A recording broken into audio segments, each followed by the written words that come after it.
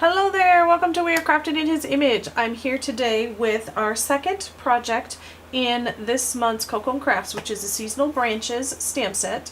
For those who are new to my channel, this is a video that is meant for those who have ordered my kit. However, you can recreate this project with whatever products you happen to have at home. So feel free to watch this and adjust it to fit if you need any measurements. I will say them over the video, but there'll also be a link in the description to the video to my blog, which will have all the measurements on there. So it'd be pretty easy for you to redo this project with whatever things you happen to already have at home.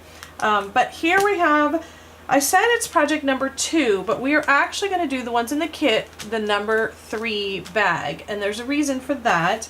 Unfortunately, when I got ready to do the video for our second project, which is this card here, I realized that I had neglected to include the mask that you're going to need to do the inside of this. So these are going in the mail tomorrow. And so that you guys have time for that to get to you, I am going to go ahead and hold off on this. This will be our last project in this month's project. So this will be the last one we do. Even though it says number 2, just set this one aside and we will do it a little bit later. So today we're going to work on the third bag, and that is this little treat gift packet, I guess you would call it. I'm not quite sure. There's 2 ways to get to the stuff inside. You can slide this stick out, and I'll show that to you, or you can just slide this straight out of here. Oh, it was supposed to be like that. There we go. So the stick actually just slides out, and oh, I just popped my flower off of there. And then this piece opens up and has a little lemon, a little pocket for some tea in there, which goes with our honey stick. So I'm gonna have to fix that my little flower there. Pop that right off. Alright, so then this just goes through here, and then again through this bottom one. Wiggle, wiggle. So I picked up these honey sticks at our local farmer's market. I thought that was kind of cool. So there we go. This is the project we're going to make. I'm going to set that aside and let's get started. I have to remember to glue my flower back on there. So in your packet you have, there is an envelope. And the envelope has a few die cuts in it, and just go ahead and set those. Now the envelope is not for this project. You're going to set that aside for number 4. The envelope that has a number 4 on it. That's what this goes to that card. So set that aside. Then of course you have your tea bag and your honey stick.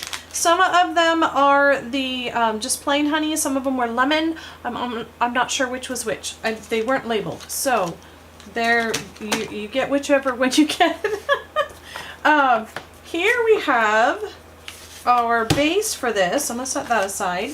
It is an 8.5 by 5.5 piece, and it's been scored at 3.5 and 7.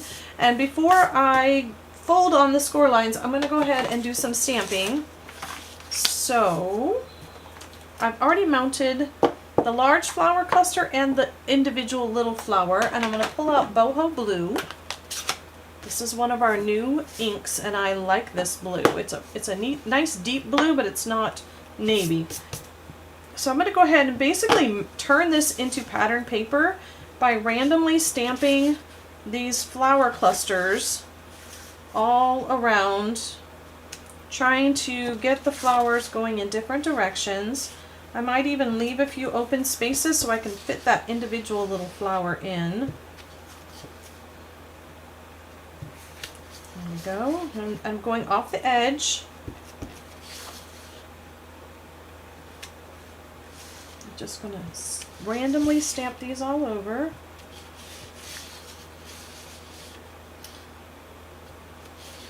I have been slightly missing in action on my blog and my YouTube channel because we have just been busy. The summer has been kind of crazy. Lots of traveling and other activities going on. Okay, I need to wash that because we're going to use it with a different color later. Then I'm going to, like I said, I'm going to pull out this little guy and just fill in some of these little blank areas. There we go. And then I'm also going to, this is the flap that's going to fold in. I'm going to put 3 little flowers in the opposite corner in the bottom.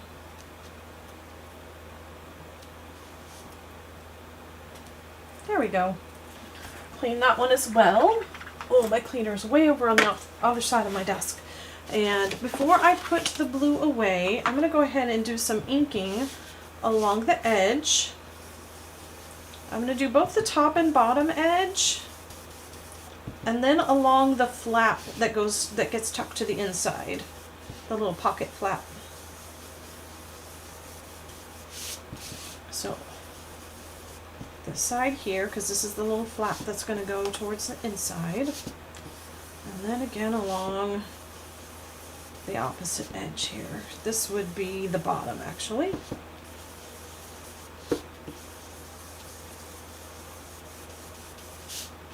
All right. So this, the only thing we have left to do now is some folding. I'm going to move that blue out of my way.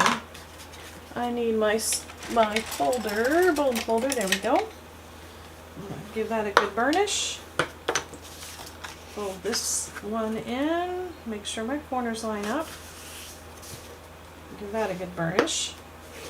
And then because this is a pocket that is going to hold a three-dimensional item, I am going to come in with tear and tape to adhere, just to make sure that it's going to hold up really well. Come on, tear and tape. Tear for me, will you? There we go.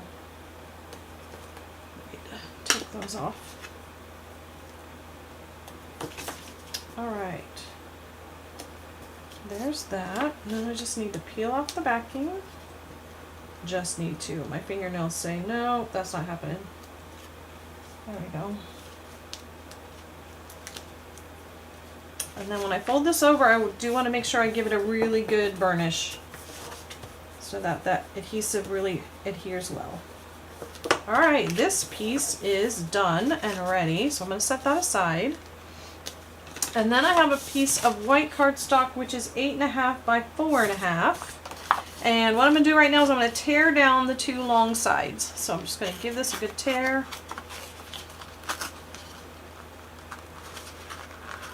Oh, maybe. Come on. There we go. Get it going again. One side and the other side. And I gave you enough extra that you can tear. You don't have to tear like really, really close to the edge on this, to make it a little bit easier to hold on to when you're tearing. There we go. And now I'm going to come back in with my blue, boho blue, and my blender brush here. But this time, instead of just going straight across, I'm going to do some random bringing it in further in some areas and not in other areas.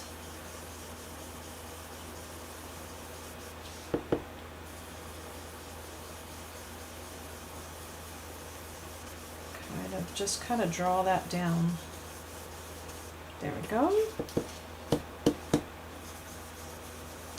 We're going to do a couple things with this blue on here. I basically wanted to make pattern paper, but just using the stamp set and then adding some textures with other things. So the blending brush helps to add some texture. And then we're going to do some splattering. So I have my handy dandy splatter box over here. Let me open this up. I hope we don't go out of focus when I pull this in. There we go. And drop that down in there. Oh, I have all of this in here. Then, in order to do the splattering, what I'm going to do is grab another block, and I'm going to get a little bit of ink on that block, just like that. And then I'm going to take one of our aqua pens, our water painters, squeeze some of that water out so that it gets going. There we go. Make sure I got some water. So I'm going to squeeze some water on this. And then I'm just going to use the brush and flick this color from the block onto my paper.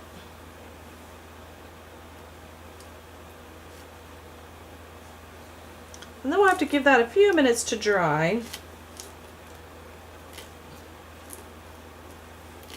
There we go. This is the least messy way of doing splatters that I have found anyway. There we go. Ooh, I like it. Alright, so I'm going to set that aside, let it dry, and we'll come back to that in a minute. Move that over here. Clean off my block. Alright, and now my flowers that I had used earlier. Ooh, I need to close up this before I stick some paper on top of it. Or my fingers. Speaking of dirty fingers, if anybody knows how to get blackberry stains off your skin, I spent the last couple of days out in the woods picking blackberries, and it is just, my hands look terrible. But I've tried everything I can think of to get it off, and it doesn't want to come off. So, Petal Pink, I'm going to open this up. Now, if you have not purchased the kit and you're using this stamp set, I suggest you stamp first and then die cut it out. But because of those who have my kit, this is a little bit easier way to do it. There's two ways to do it. First off, if you get a dark piece of paper, let me see if I have a darker piece here. Oh, actually, I have the base that we used. Well, there we go. We can do it on this. That will allow you to see the outline and be able to stamp it down. The other way to do it is to ink this up and do it upside down, but because this one's kind of wobbly, I really prefer to do this one this direction. So let me make sure that's going to lay flat. But having it on a darker background allows you to see the outline of your die cut. It makes that work a little easier. There we go. And this one doesn't have a super close-up tight edge. There we go. And we also have three. I love that the die cut out all three of these at once. That made it easier. One. Come on, drop off of there.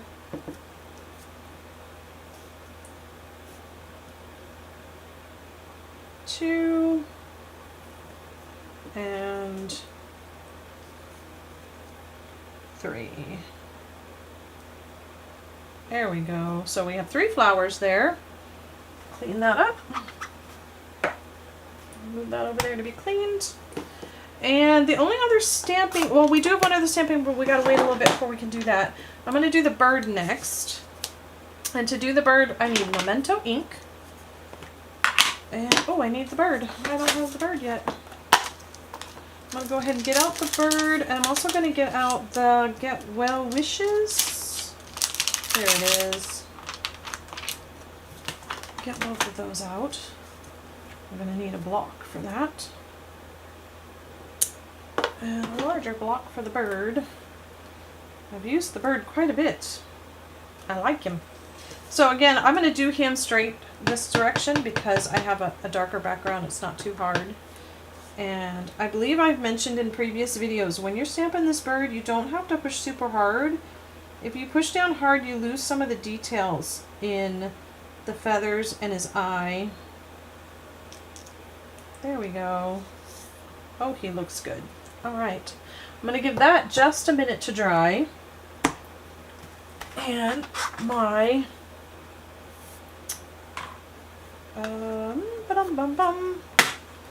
background piece, there we go. This piece should be ready to go. And this is what we gotta do next. So I'm gonna close this up. Before we stamp the Get Well Wishes, we need to know where it's gonna go. And so I'm gonna lay, it's gonna end up like right here. This, you want this lined up here. So I wanna put my Get Well Wishes here, or see which way I think it'll show up better. I did a little dark area.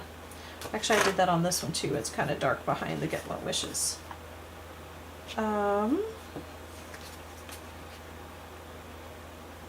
I think I like this side better. So we're going to do the Get Well Wishes on here. And we also need to stamp the tree trunk. So let's get out Curly Espresso, get my tree trunk. You can tell I've used this a lot. And I'm going to say it again, the same thing I have said in the last video. When you're mounting this block, you want to lay it down on its own and put it on here rather than trying to put it on like this so that you don't accidentally curve it. Otherwise, when you try to put your flowers on, they're not going to line up very well. So just do it like that. Let it take shape naturally. And there we go. And then I'm going to go ahead and ink this up. And then kind of figure out where I want my bird. It's going to go right in this area with the bottom of the trunk being right at the bottom of my paper. So I gotta make sure I'm not too far to the right, otherwise we won't be able to get our honey stick on there. There we go. Oh, I should have moved that out of the way. Let's see if I can line that up. That's what I like about photopolymer stamps. Woo! Yes. Okay, so get that out of the way. And now the Get Well Wishes in, you know what? I might do the Get Well Wishes in the early espresso, so that then it doesn't matter. The blue's not gonna affect it. Let's see. This is gonna go on here. So make sure it's out of the way of the flowers. And there we have the Get Well Wishes. Okay, I think all of our stamping is done. Let's do a little bit of coloring on our bird. And on this bird, I think because I have so much blue already going on, I don't want my bird to be blue. So my bird is going to be brown. Yes, I'm going to do a brown top of my bird here.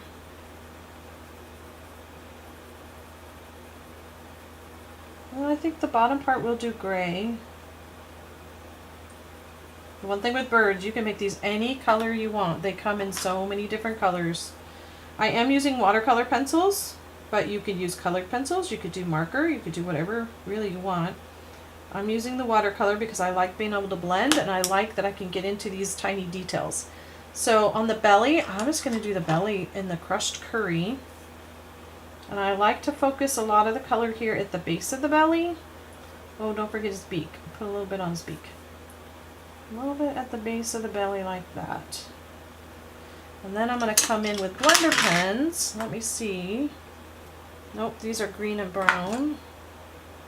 Oh, here we go. Here we go. That was green and blue, I mean. I want brown. Brown's the one I need. So, now you do want to give your Memento ink a little bit of time to dry before you do this. Otherwise you may end up blending the ink. But this one is actually dry pretty well.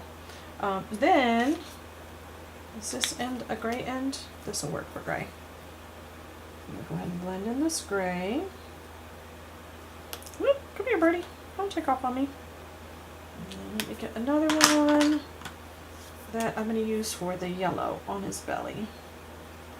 And starting here, and then work your way up so that it blends. There we go. Now we have our little bird. And time to assemble. So, on this part here, you're going to take, I went ahead and put my tea bag inside first. And then you will need a hole punch of some shape, some size. And it doesn't matter if it's perfect. I am folding it around, but I'm not necessarily creasing it. I'm just folding it. And then I'm going to fold this side as well. But this side I'm going to go ahead and tuck underneath this first one. Like that. And then I'm not really super creasing it. Then I'll pull this out. And now we want to put holes in it. And I'm just going to hold so that these edges line up right here. I'm going to come in. This is a standard regular size hole punch. And bring it in here as far in as it'll go for me. I'm going to punch it once, and then I'm going to go right next to it and punch it again. The reason being is the ends of these honey sticks are a little bit wide, and so you want room for it to go into there. So you just want to have a hole punch that'll get it that wide. And if you don't have one specifically, then just widen it out like I did by punching once and then punching again next to it. And trying to make sure that bottom one stays lined up, and kind of trying to make sure I'm the same distance from the edge of the cardstock here. So now that should fit in there without a problem. Go through both of those. Come here. Bend that down. Oh, come on. There we go. So yes, that fits on there. And I'm going to go ahead. Actually, I'm just going to slide this in. So maybe. There we go. Now let's get our flowers on. And to do the flowers, actually before we do the flowers, I am going to do just like I did on the last one. I'm going to fussy cut my little bird out here. So I'm just going to take my scissors, go around his feet. Now I don't have to worry about that space between his legs because we have a white background here. That's really not going to show. It's not going to be much of a difference. I just think the bird looks much nicer if he doesn't have that white outline around him though. And it is such a small little thing, it's not that hard to cut out. There we go, almost done. And then I have to cut out right around his claws here so he can grip onto that branch. There we go. So we're just going to use some multi-purpose glue. And the reason I have it like this is so that I know where the flowers are going to go once this honey stick is in there. You see this isn't flat. It's got some dimension to it. And so I want to make sure that my flowers are going to stick when it's in that position. There we go. And then put these on here. And then I'm going to come in with my bird, similar to what we did in the last one. I need a dimensional. I need a tiny dimensional, one of our small ones. I'm going to give my bird a little bit of shape just by folding him, curving his body a little. I'm going to put a one dimensional at the top of his body, and then glue dots, there they are. I'm going to use a glue dot on his foot, or his feet. And that way his feet will be grabbing onto the branch, just like it should. There we go. So peel the backing off. Make sure none of my glue dot is showing on the other side, so tuck it in. And then which branch? I think it's going to go on this branch right here. And then this area, see we've got some open spaces, that's where these flowers come in. I'm just going to take and shape it in my finger. You can use the back of a pencil, you can use the back of a paintbrush. Just kind of give it a little bit of shape there, cup it in there. And then while I'm doing that, I'm going to, where did my other one go that I... Oh, I'm gonna have to find, oh, there it is, I'm gonna go ahead and put that one on too. So, that one I know where it goes because I can see it's missing. And I'll stick that on there. And then we have one on here. I'll put one down here and one over here. I'll just stick these on. Let them dry. And there we have. And this one you might not want to be sticking up too much in case they do decide to slide this back and forth. It could pop that one off. I was very surprised that that was the one that popped off and not this one because of the sliding of that. But there we have our finished little gift packet, get well packet for somebody who isn't feeling well. I do like the get well wishes in the darker color. I think it makes it stand out better than the blue. But which one do you like? I hope you enjoyed this project. I'm sorry for the confusion, and I will be back next week definitely with the third project. And until next time, God's love and blessings to you. Bye.